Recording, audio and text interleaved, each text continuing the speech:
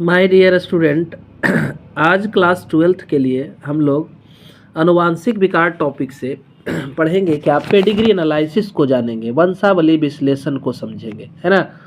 ये क्या है वंशावली विश्लेषण? हम जानते हैं कि कुछ ऐसे गुण या बीमारी होते हैं जो एक पीढ़ी से दूसरी पीढ़ी तक लगातार जाते जाते हैं, है ना। दो या दो से अधिक पीढ़ी तक पाए जाने वाले आनुवांशिक विकार की वंशागति को चित्र के द्वारा प्रदर्शन करना ही क्या कहलाता है? वंशावली कहलाता है, पेडिग्री कहलाता है।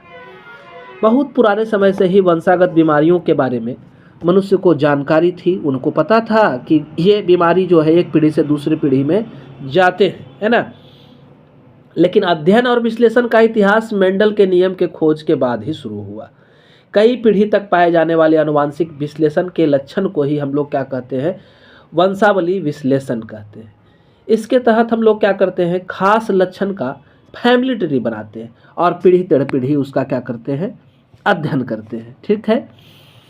जीन के बारे में हम लोग जानते हैं, डीएनए का खंड होता है जो आनुवांशिक गुणों को एक स्थान से दूसरे स्थान तक परिवहित करता है, और इसी में दिक्कत हो जाती है, इसी में समस्या होती है।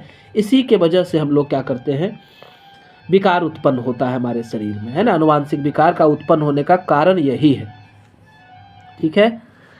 अब कहता है दूसरे जीवों में तो आनुवांशिक विकार का अध्ययन करना आसान है, कई पीढ़ी तक हम लोग कर सकते हैं। जैसे आपका मच्छर है 2-3 महीना का लाइफ स्पान है, ड्रोसोफिला मेलानोगास्टर है 15 दिन 10 दिन, है ना। तो इसी तरह से बहुत सारा जीव का तो हम लोग कई पीढ़ी से कर सकते हैं, लेकिन मनुष्य वगैरह का वंशागति विश्लेषण जो है बड़ा मुश्किल हो जाता है, क्योंकि पीढ़ी अवधि जो है लंबी है। कम से कम भाई शादी होगी तो 20 साल के बाद ही ना होगा, है ना। तो पीढ़ी के बीच में गैप जो होगा वो कम से कम 20 साल का होगा।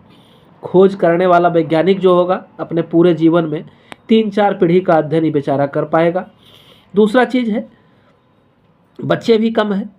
बच्चे कम होने के वजह से वो जो विकार उत्पन्न होंगे वो कम ही संख्या में उत्पन्न होंगे। दूसरा चीज़ है मनुष्य कोई प्रयोग का वस्तु तो है नहीं कि उठाया और अध्ययन कर लिया। बहुत सारे लक्षण एक जीन द्वारा नियंत्रित होते हैं तो पता कम चलता है। हमारे पास गुणसूत्र की संख्या भी बहुत ज़्यादा है, 46 गुणसूत्र होते हैं। ये सब चीज़ है।